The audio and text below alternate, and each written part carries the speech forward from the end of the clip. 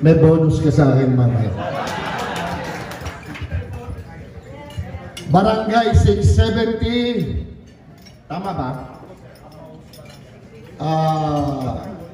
Zone 72. District 5 and 6. Tama po ba ito? Tama. O District 5? District 5. Maynila. Alam nyo naman po siguro na madalas magkasunog sa Maynila. Alam nyo rin naman po siguro na kasama ko tuwing may nasusunugan ay walang iba kundi si Mr. Malasaki, Senator Bongo.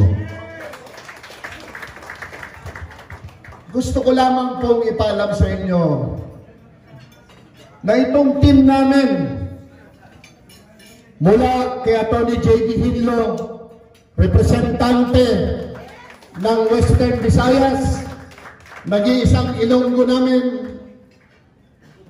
ang kabaka, ang magbabaka ni Ilocano, Atty. Raul Lambino, at ang pinakabata sa amin na abogado na rin ngayon, Atty. Jimmy Bondok. Huwag niyong kalimutan si Pastor Apollo Kibuloy. Huwag niyong kalimutan si Atty. Dick Rodriguez. Huwag niyong kalimutan ang napakatapang na kongresista na magiging senador na rin, Rodante Marcoleta. At siyempre, ang ating nire-respetong senador, re-electionist, Itaganyo sa Bato, ipaglalaban kayo, Senator Bato de la Rosa. At parating na po ang aking best friend ngayon, si Mr. Malasaki, dahil tanging di siya magserbisyo, Senator Bongo. Kami po ang team na makikita nyo, may eleksyon o wala. Kami po ang team na maaabot nyo, may eleksyon o wala. Kami po ang team na mayayakap nyo, mayakakamayan nyo, mararamdaman nyo, may eleksyon o wala.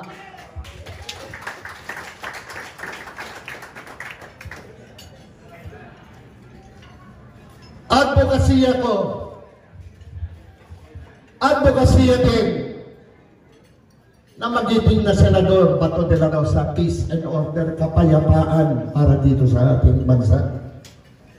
Gusto ko pong ibalik yung naiwanang laban ng ating former President Rodrigo Roa Duterte.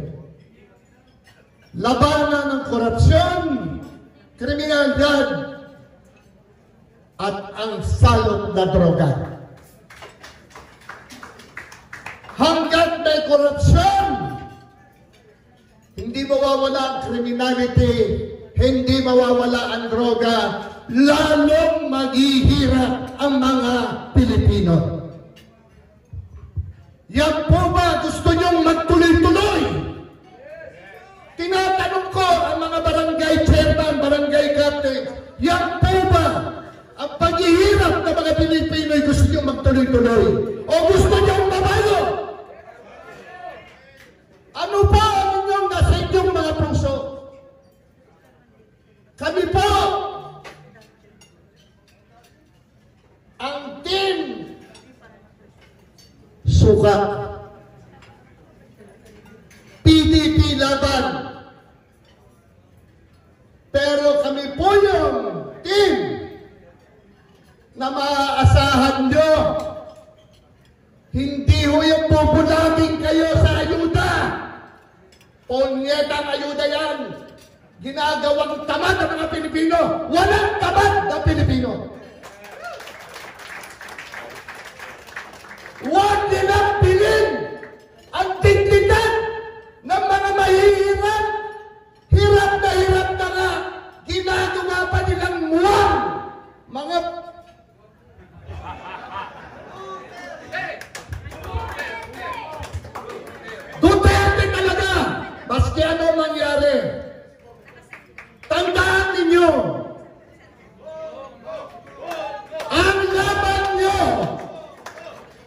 ay laban ko at laban ng buong PDP laban.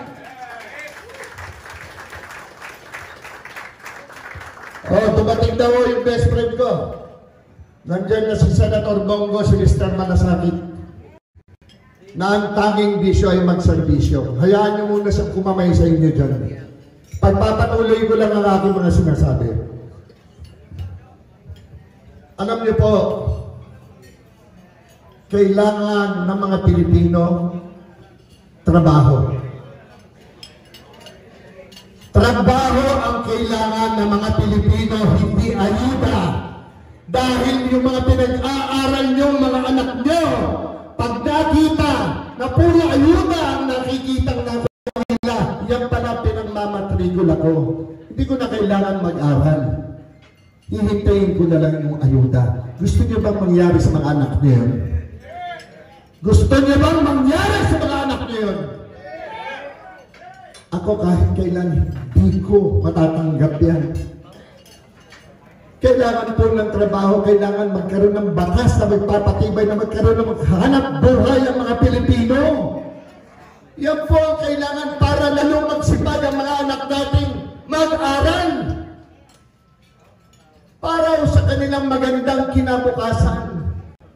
Iba pa rin yung nakikita nila ang kanilang mga magulang na nagtatrabaho. Tinitingala nila. Nagpapakamatay ang aming mga magulang para lang makatapos kami. Yan po'y importante sa akin.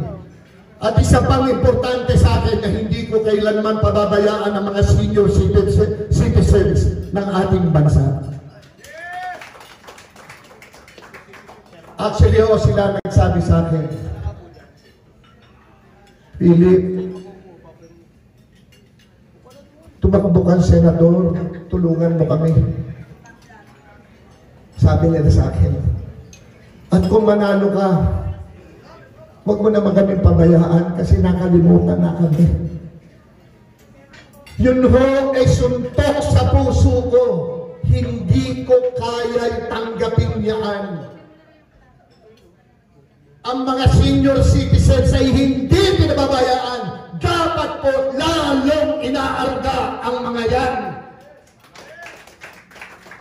Alam ko, meron kayong mga senior citizens na inaalagaan sa inyong mga tahanan. Alam ko yan.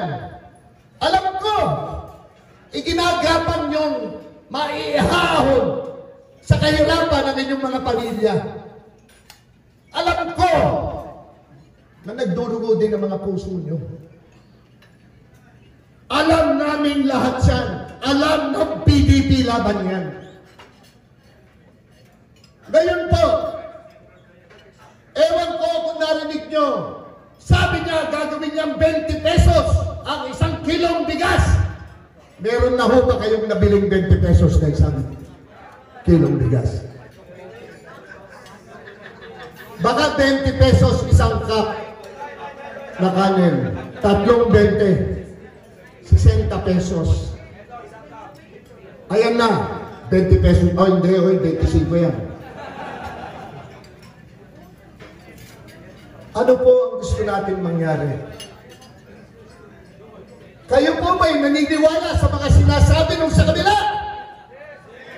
Kayo po ba'y naniniwala sa mga sinasabi ng inyong mga kaharap ngayon? Ano ho ang nasa puso ninyo? Yung kabila, hindi namin kayo pipigilan. Pero sinisiguro ko sa inyo, magsisisi kayo kapag doon kayo sa kabila.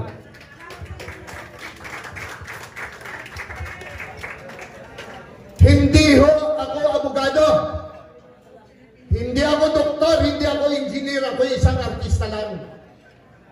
Pero ako yung artista magiging epektibo sa Senado, makapaglingkod sa mga Pilipino.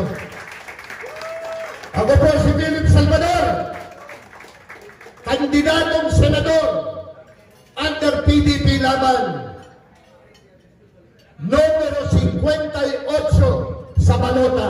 Magandang araw po sa ating lahat. Maraming pong salamat, Senator Philip Ipe Salvador.